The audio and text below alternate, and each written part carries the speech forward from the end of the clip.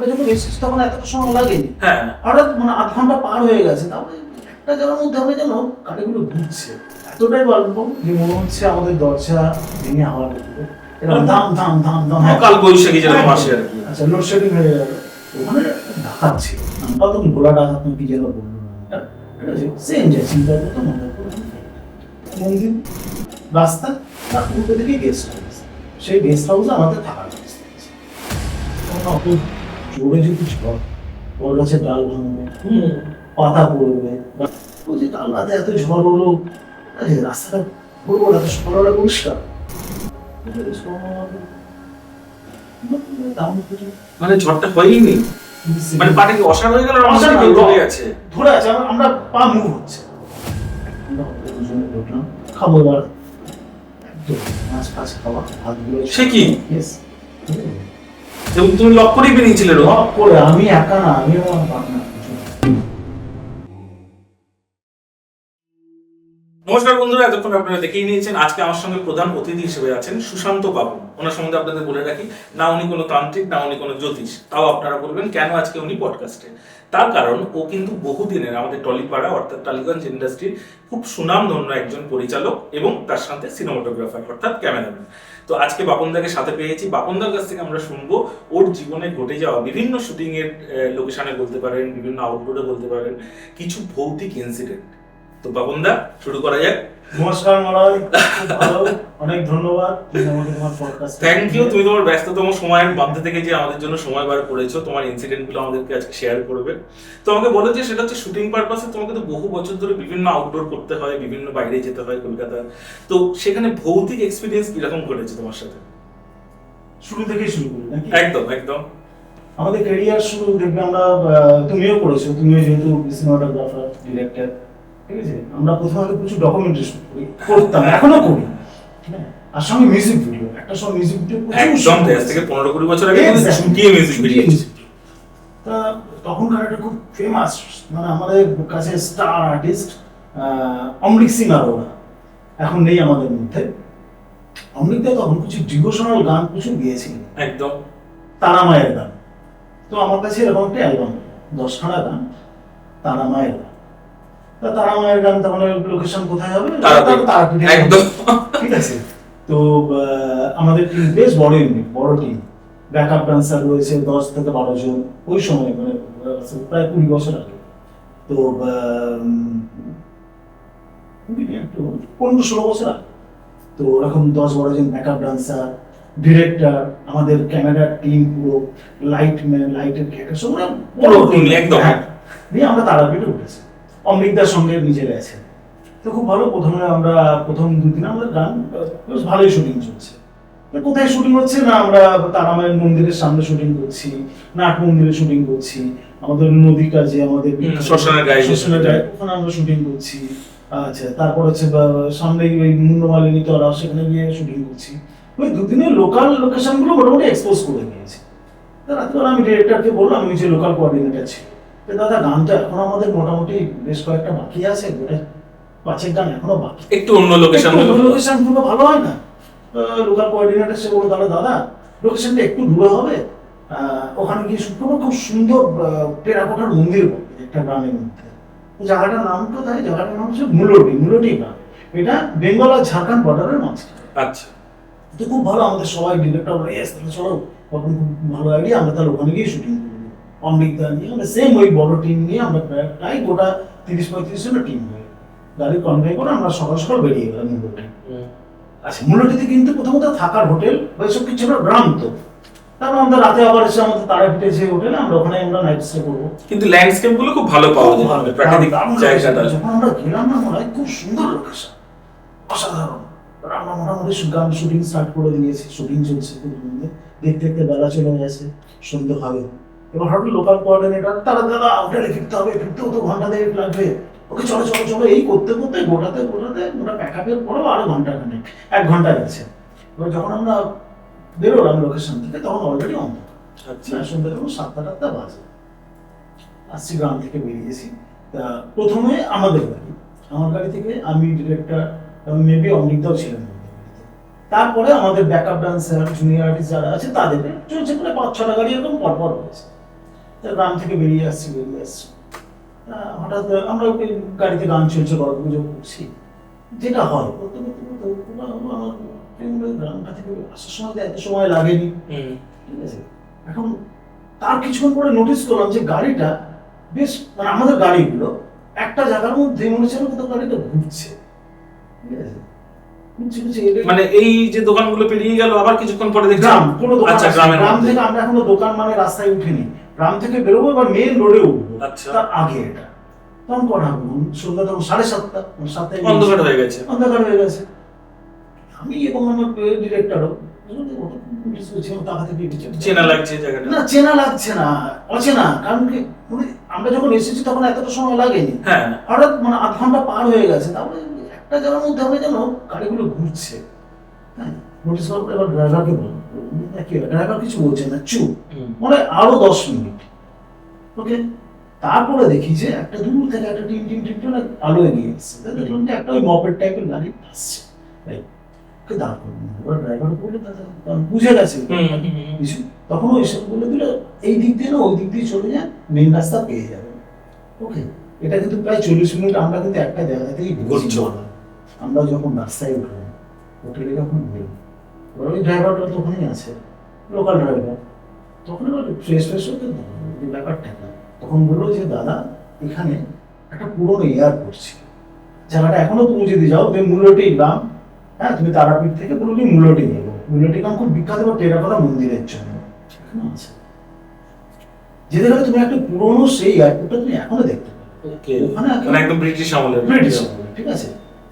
ওখানে ডাকাত ছিল, নামটা তো ভোলা ডাকাত নাকি যেন বললো না, ঠিক আছে। সেম যা চিন্তায় করতো মার্ডার করে ওখানে ফেলে রাখতো, ঠিক আছে। তার আত্মাগুলো এখনো ওখানে এত বছর পরে আটকে আছে, এতগুলো লোক, প্রায় 5-6টা লোক, সবাইকে কিন্তু এই সন্ধ্যাবেলা কিন্তু তাই তো, সবাই তো আর ভুল করবে না।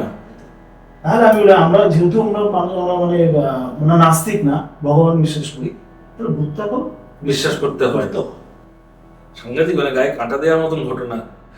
তো তারপরে আর ভুলে ওইদিকে মূল্যটিতে পৌঁছাওনি? না, তারপর তো আমরা মূল্যটা যাইনি, মানে বিষয়ের পরে আমি আর মূল্যটি যাই, ব্যাপারটা আমার মাথায় আছে কিন্তু যাই, কিন্তু খুব সুন্দর জায়গা, তুমি দিনের বেলা ঘুরতে যেতেই পারো, কিন্তু অন্ধকার হওয়ার আগেই ওই জায়গাটা পার্টিকুলার ওই জায়গাটা।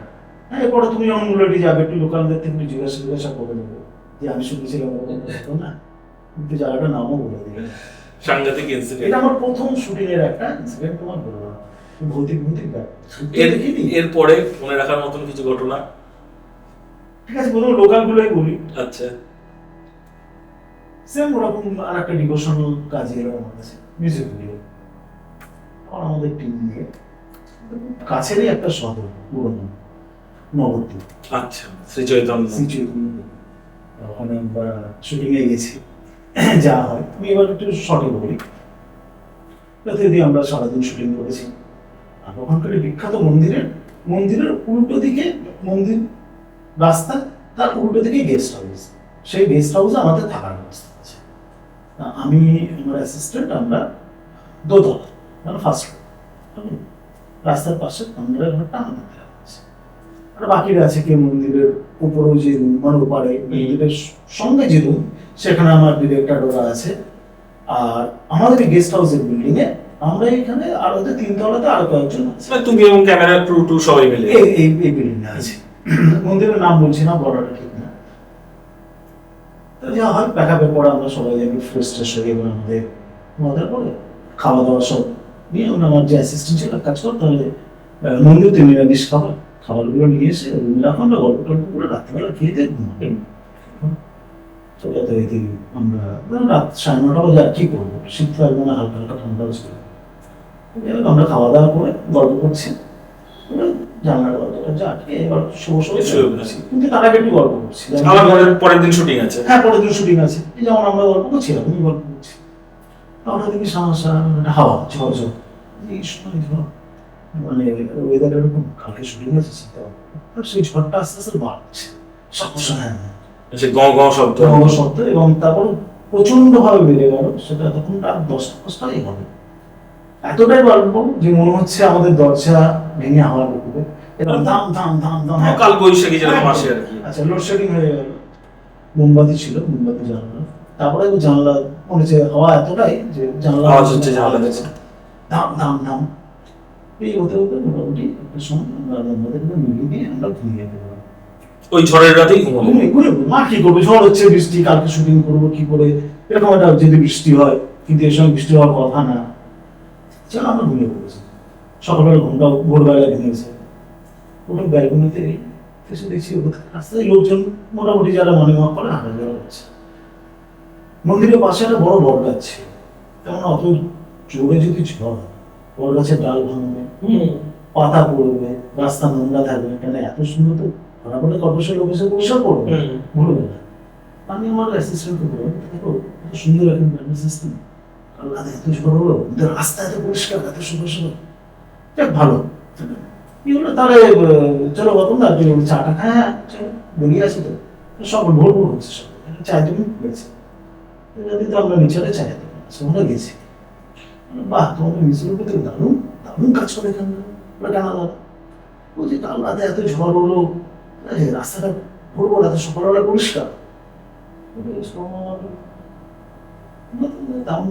মানে ঝড়টা হয়নি। সব বলছে দাদা কটার সময়, যে কটা হবে, 10টা তাই তো, ছেলে হ্যাঁ। দাদা আপনি কোথায় আছেন? বলছি গেস্ট হাউসে। আপনি থেকে শিফট করবেন। ওরা বললো নিচের ওরা, আমার ওই দোকানে চায়ের দোকান, ওই শিফট করবেন বন্ধ করেছে কি না, আমাকে একটা হিন্স দিয়ে দিল এই কিছু আছে। আমি আমার অ্যাসিস্ট্যান্টকে বললাম চল ভাই, সবে সকাল আগে ঘর ছাড়, হ্যাঁ মানে 8টা বাজে, ওকে ওপর উঠলাম ফাটাফাট, আমার লাগেজ ওই লাগেজ যাচ্ছিল, ছোট লাগেজই নিয়ে আমরা গুছিয়ে ফুছিয়ে নিয়ে দুজনে দুজন কাঁধে ব্যাগটা নিয়ে রুম থেকে বেরিয়ে, এবার ধরো এই তো ঘর থেকে বেরোলাম, তারপর কি করিডোর, তারপরে আবার সিঁড়ি, ওকে সিঁড়িটা কি এই আসছো, এই নামছো, এল ওই টাইম, এই এল নেমে এল, ওনাতে একটা ছোট্ট স্টোরেজ রুম আছে, ওই দুটো এলের রয়েছে। আমরা সবাই রুম থেকে বেরিয়েছি, করিডোরে 2 পা এগিয়েছি, বিশ্বাস করবো না ভাই, আমি সামনে, আমার অ্যাসিস্ট্যান্ট ছিল, সকাল তখন আর 8:30 বাবা রয়েছে, 8:30 আমাদের পা পুরো লক লক। আমি নিচে লোক দেখতে পাচ্ছি, রাখতে পারছি না, গলাও চোখ হয়ে গেছে, পুরো ফুল চোখ। সে কি, হ্যাঁ এটা 1 মিনিটও হয়তো না, 30 সেকেন্ড, মানে পাটা কি অসাড় হয়ে গেল, ধরে আছে, ধরে আছে, আমরা পা মুভ হচ্ছে না, মুভ হচ্ছে না, এটা হয়তো 30-40 সেকেন্ড এরকম হবে। তারপর বিশেষ করে কানের কাছে একটা ঠান্ডা হাওয়া হলো, আমার এই এই দুটো ধানের মধ্যে আচরণ, হাওয়াটা বেরিয়ে জাস্ট বেরিয়ে গেল না, পা ছেড়ে গেল, দুজনে স্যাক স্যাক নাম নেমে এসে উল্টো দিকে মন্দির ছিল, নাট মন্দির ওপরে দুজনে সেন্সলেস। এ বাবা। তারপরে যখন আমাদের জ্ঞান ফিরল, তখন দেখলাম সারা বছর ভিড় হয়ে গেছে, ভিড় মানে ওই আমাদের ইউনিটের সবাই, শুটিংটা মোটামুটি স্টপ ওই দিনটা, দিনবেলা শুটিং হয়নি। মানে এরকম কতক্ষণ সেন্সলেস ছিলেন? আমরা যখন হয়েছে তারপরে এইটা ঘন্টাখানেক পরে, তারপর আস্তে আস্তে নর্মাল, যখন উঠলাম নর্মাল দেখছি আমি বিছানাতেই আছি, এবং পায়ে আঁচড়টাও আছে? না নেই, আচ্ছা নেই। তখন হ্যাঁ সামথিং ঘটনা ঘটেছিল, সেটা এখনো মানে ওই সময় আমি যে সময় ঘটনা বলছি, এটা তো আমি বলছি, হ্যাঁ হ্যাঁ আমি এটা অনেক আগের ঘটনা বলছি, মানে শুরুর কেরিয়ার শুরুর দিকে ভৌতিক ব্যাপারটা বলেছো তো, এরপরে তো আছে। তুমি ডাউহিলের নাম শুনেছো? হ্যাঁ, ডাউহিল ডাউহিলে আছে, ওখানে এক্সপেরিয়েন্স করেছো? হ্যাঁ অবশ্যই। আমি এগুলো একদম, এটা আমার অভিজ্ঞতা থেকে আমি অনেককে বলি যখন এগুলো ডাউহিলে পরে আসছি। ভারতবর্ষের একটা বিখ্যাত স্টুডিও, নাম ভারতবর্ষ, ভারতের বিগেস্ট একটা, তুমি এসে শুটিং এ গেছো তো জানো যে আমাদের সিনিয়র টেকনিশিয়ানদের জন্য আলাদা থাকার ব্যবস্থা হয়, জুনিয়রদের আলাদা, স্টারদের আলাদা, তাই তো? তো রামজি ফিল্ম সিটিতে আমরা যখন শুটিং রিয়েলিটি শো শুট করতে যেতাম, তো আমরা 3 মাস কখনো কখনো 5 মাস আমরা ওখানে টানা থেকে যাবো, তাই তো? আমাদের তখন একটা করে বাংলো দেওয়া, সিনিয়র টেকনিশিয়ান।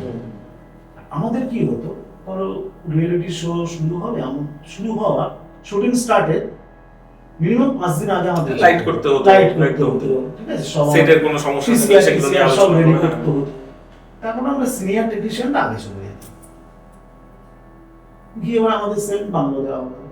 আমরা বাংলোতে আছে, একটা বাংলোতে 4টে রুম, তুমি জানো, ওপরে 2টো নিচে 2টো, পার রুমে 2জন করে, 2টো করে বেড, 2জন করে। আর ওখানকার বাইরে একটা ছোট্ট ড্রয়িং রুম, বাইরে ছোট room। ওখান থেকে আবার তুমি ফ্লোরে যাও, ঠিক আছে, যে ফ্লোরে করো তোমার সেই ফ্লোরে কাউন্টার করতে হবে। তা কি হতো, আর ওখানকার খাওয়ার সিস্টেম তো তুমি জানো, যে ডাব্বা করে এই বড় বড় সাইজের ডাব্বা ঠিক টাইমে পৌঁছে যাবে। টাইমে বাংলোর সামনে, ওই দরজার সামনে এসে রেখে চলে যাবে, ফুল লক, টাইট লক। কেন টাইট লক, কেন ডাব্বা পরে আসছে,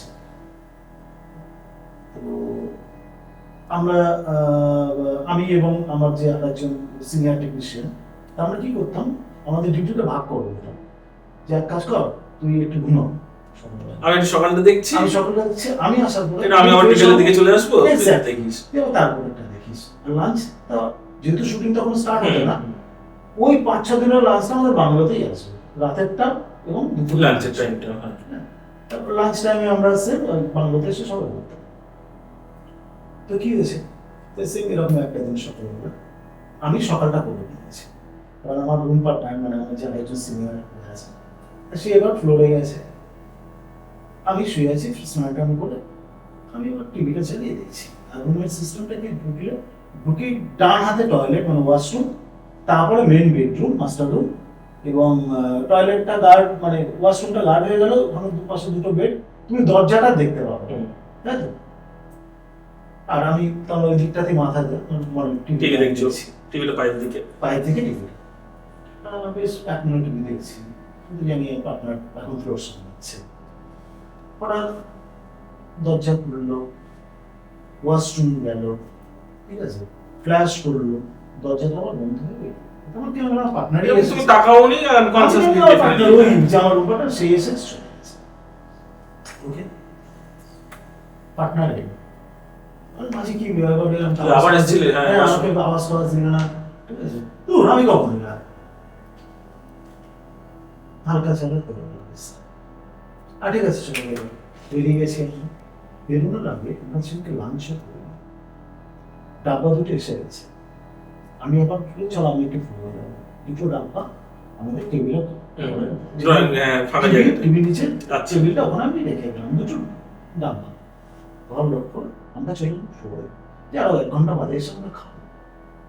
মনে হয় ফ্লোরে গেছি, 1 ঘন্টা আমাদের দুজনে ঢুকলাম, খাবো। এবার আমাদের 2টো ডাব্বা খোলা, ওখানে মাছ দেয়, চিকেন দেয়, বুঝতে তো, একদম মাছ ফাছ খাওয়া, ভাতগুলো সে কি, ইয়েস, এবং তুমি লক করেই বেরিয়েছিলে রোজ? লক করে, আমি একা না, আমি এবং আমার পার্টনার দুজনে, আমরা তো 1 ঘন্টা বলে এসে খাবো, 2টো তাহলে কি বিড়াল, বিড়াল ওই ডাব্বা, আমি কোথাও যে টাইট লক, বিড়াল টাইট লক খুলবে, মাছের ডাব্বা বসে, কোথায়, মানে মেঝেতে না ওই টেবিলের? টেবিল এবং মেঝে সব মিলিয়ে ছড়িয়ে সব করা, এমনি ঘরের মধ্যে আর কোনো ছাপ টাপ কিচ্ছু নেই? সব কিছু, কিন্তু এগুলো সব আমরা ফিল করছি। সর্বনাশ। ওয়াশরুমেরটা বললাম, এটা বললাম, তারপরে এটা নিয়ে কোনো সিকিউরিটিকে জিজ্ঞাসা করলেন না কিছু? কি জিজ্ঞাসা করবো, পরে তো তারপর তো জানতেই পারছি না এখন এগুলো ঘটে, পরে তারপর তো শুনলো, বাংলা চেঞ্জ করতে বলনি? আমরা কি বাংলা চেঞ্জ করেছিলাম, পরের লাটে গিয়ে বাংলা চেঞ্জ করেছিলাম, ওই লাটটা তো হয়নি, কারণ আরো শুটিং চলে তো, ওগুলো সব কিছু থাকে। তারপর থেকে তো রীতিমতন ভয় লাগতো, হয়তো একটা তো কিন্তু একা থাকতাম, যখনই থাকতাম দুজনে একজন, আমার রুম পার্টনার না, ওপর থেকে কাউকে ডেকে নিতাম, আই গল্প করি, টিভি দেখি, একা থাকতাম। সাংঘাতিক, এবং এটা আমার কথা না, তুমি এগুলো গুগল সার্চ করলেও পেয়ে যাবে। সত্যি মানে স্পিরিট আছে এবং আমাদের সঙ্গেই আছে না, আমাদের আমি ভগবান বিশ্বাস করি, মানি, ঠিক আছে, তো আমি এগুলো করে বলো, আমি একটু ফিল মানি, আমি মানি, কার সাথে কি হয়েছে আমি জানি না, আমার রাশির জন্য হতে পারে। আর বলো, খুব বেশি নেই, আর এই তো এইগুলো যেগুলো বললাম সব একদম মানে অরিজিনাল ঘটনা, একদম। আমি বলতে পারি ডাউহিল, যে সবাই জানে ডাউহিল বিখ্যাত, তুমি গুগলে 10টার মধ্যে একটা ডাউহিল, তো টানা শুটিং করেছি, প্রায় 10 দিনের একটা টানা শুটিং। তারপরে 15 আগস্ট আসছে, হঠাৎ আমি 15 আগস্ট একটা 2-3 দিনের ছুটি আছে, এখন একটা অ্যাসিস্ট্যান্ট বললাম তাহলে চলো 2-3 দিন একটু ঘুরে আসি। তারপর আমি কোথায় যাবে, আমি আমার নর্থ বেঙ্গলের বন্ধু বান্ধব আছে, আমি কাজ করি ওখানে। ওই লেকচার জগৎ যে জায়গাটা আছে না, খুব সুন্দর জায়গা। মানে প্রথম কথা ওই সময় রুম পাওয়া যায় না, যেমন 15 আগস্ট প্রাইম প্রাইম ছুটি, তাই বলে টলে একটা রুম অ্যারেঞ্জ করেছি। হ্যাঁ, আর ঠিক যেমন হয় আমি যাওয়ার আগে বলা হয় যেন 15 আগস্ট যাচ্ছি লেকচার জগৎ, আরে তুমি লেকচার জগৎ যাচ্ছ, যাও না ওখানে যাও, কোথায় আরেকটা জায়গা আছে সুন্দর, ঘুরে এসো একদিন। কোথায়? তুমি আমাকে বলো, একটা নতুন আমার একটা বন্ধুই বললো ওখানে চিমনি বলে একটি জায়গা আছে, রিমোট জায়গা অনেক সময় চিমনিটা হচ্ছে কাশিয়ান। আমার যাওয়া হয়নি, নাম শুনেছি। চিমনি বলে, চিমনিতে যাও, মিস্টার রায়ের একটা বাড়ি আছে হোমস্টে, ওখানে থাকো। তা ফোন করছি, রায়ের যদি হোমস্টে ওই দিন ফাঁকা থাকে ওখানে স্টে হয়ে যাবে। তো খুব ভালো। তার সাথে দিতে না মিস্টার রায়কে ফোন করলো, হ্যাঁ 16 আগস্ট খালি है, তাহলে 15 আগস্ট নেই, খালি 16 আগস্ট আছে, তাহলে 15 আগস্ট আমরা তাহলে হচ্ছে লেকচার যাবো। তো যথারীতি আমরা 14 আগস্ট চলে গেছি লেকচার করতে। ওকে, 15 আগস্ট মিস্টার রায়, 14 আগস্ট হচ্ছে আমরা হচ্ছে লেকচার। তো 14 আগস্ট রাতে আমরা বসেছি আড্ডা, বুঝি তাহলে কালকে তো মিস্টার রায়ের ওখানে লোকাল গাড়ি করে হোমস্টে কি বললো, তাহলে হ্যাঁ বলবো একটা লোকাল একটা মারুতি অল্টো, আমরা যেহেতু 3 জন আর ড্রাইভার, তো ঠিক আছে অল্টো বলে দিয়েছে, অল্টো 800 বোর্ড দিয়েছে। তা থেকে চলে এসেছে সকাল 9টার মধ্যে আমাদের নিতে। আমরা উঠেছি 15 আগস্টের সকাল 9টায়, আমরা গাড়িতে বসলাম। যাবে কোথায়, কাশিয়ান হয়ে যেতে হয়েছে, কাশিয়ান টাউনে ঢুকলাম। উপর থেকে যে হসপিটালগুলো ওই রাস্তা ধরবে, ও লোকাল ওই লোকটা হচ্ছে আমাদের ড্রাইভার, হচ্ছে লেকচার জগতের ড্রাইভার। ও আবার দেখছি লোকাল লোককে জিজ্ঞাসা করছে চিমনি, ও হয়তো শর্টকাট কিছু যাবে বলে জিজ্ঞাসা করছে এইখান থেকে। তো আমি আবার যেহেতু আমি ড্রাইভার পাশে থেকে আমি বসে, কতক্ষণ লাগবে, কিतना লাগবে, বলে 20 মিনিট লাগেগা, আমরা আসছে শর্টকাট। ড্রাইভারও খুশি, আমরাও খুশি, চলে যাচ্ছি, শর্টকাট পেয়েও গেলে। চিমনি লেবো, নতুন জায়গা, আর পাহাড়ে 20 মিনিটটা কিছুই ডিস্টেন্স নয়। এবার ডাউহিলে আমরা প্রবেশ করলাম, এবং ডাউহিলে তুমি যখন যাবে একটা বোর্ড আছে বাঁ দিকে, ঠিক আছে, মানে লেখাই আছে marriage not allowed after 6 AM, মানে মানুষের সন্ধ্যা 6টার পরে ওখানে নো এন্ট্রি, বোর্ডটা আছে, ঠিক আছে। আগে প্রচুর পুরোনো সেই ব্রিটিশ চার্চ, বাংলো আছে, এবং মোটামুটি পাইন গাছগুলো আছে, 10 লাগে, 10 বছর হারিয়ে যাচ্ছে, দেখছি ছবি তুলছি, এবার যে জঙ্গল সেম আবার ওই কেস। প্রথমত ছবি তুলছি গাড়ি থেকেই, নেচার দেখছি, টাইমের কোনো খেয়াল নেই, গান বাজছে গাড়িতে, 15 আগস্ট পেট্রিয়টিক সং চলছে, সব চলছে, সুন্দর আমরা যাচ্ছি। সেম কোথাও ঘুরতে ঘুরতে হঠাৎ যেন টাইমটা কম করলো, আমার মাথা বলতো মানে 2 মিনিট বলেছিল, 5 ঘন্টার উপর হয়ে গেল, ফাঁকা রাস্তা। আমি আমার ওই অ্যাসিস্ট্যান্ট ওরা বলছে, হ্যাঁ বাবা তো এতক্ষণ তো 20 মিনিট বলেছিল, তো ঘন্টা হতে চললো। যাই হোক ড্রাইভারকে বলেছে তাকে তোরা রুকিয়ে কিছু কাকে জিজ্ঞাসা করবো, কোভিড জঙ্গলে ঢুকে গেছে, কালো পিছের রাস্তা, পাইন বন মধ্যে দিয়ে যাচ্ছে, শ্যাওলাধরা গাছ, গাড়ি এগোচ্ছে। ওরা থেকে ড্রাইভারও একটু গম্ভীর হয়ে গেছে, আর কিছুতেই আমাদেরকে গাড়ি থেকে নামতে পারছে না। আপলোড বাইরে গেল, মাথু যথারীতি ধমকাচ্ছে একটা সময় করতে করতে। ড্রাইভার কি সিনিয়র ছিল না? আপলোড মাথু মনে হয় 35 মিনিট হয়ে গেছে। তারপর হঠাৎ দেখি নিজ যে কতগুলো এসএসবি লোকজন হয় না, তারা যাচ্ছে। এটা দেখলাম প্রায় 35 মিনিট পরে, তখন ওপর থেকে ড্রাইভার যে চিমনি বলছে, তখন ওরা একটা ইশারা করলো এরকম করে ডান দিকে আরো 5 মিনিট যাওয়ার পরে দেখি যে একটা মাসি ওই হয় না, ওরা পাহাড় থেকে 60 টাকা করছে, মাসি চিমনি গিয়ে আমরা চিমনিতে পৌঁছালাম এবং মিস্টার রায়ের বাড়িতে ঢুকলাম। मिस्टर राय शुरू बोलছে आप लोग को फोन कर रहे, फोन नहीं लग रहा है। हाँ हम लोग बोले इतना देर क्यों लगा, वो टेंस मिस्टर राय। तो তখন আমাকে তোমরা ওখান থেকে বেরোনোর আগে ফোন করেছো ল্যাপটপ থেকে? হ্যাঁ পুরোতে জানে, কিন্তু ও তার মধ্যে আমাদের ফোন নেটওয়ার্ক ফোনে পাইনি, আমরাও পাচ্ছি না, আমরা ফোন অত ট্রাই করি না, ছবি দেখছি টেনশনে সব কিছু মাথা থেকে হারিয়ে গেছে। আপনার কাহা সে আয়া? তখন আমরা মানে চিমনি ডাউ দিল কেনা দিল বকা, আমাদের তো বকা দিল এবং ড্রাইভারটাকেও বকা দিল।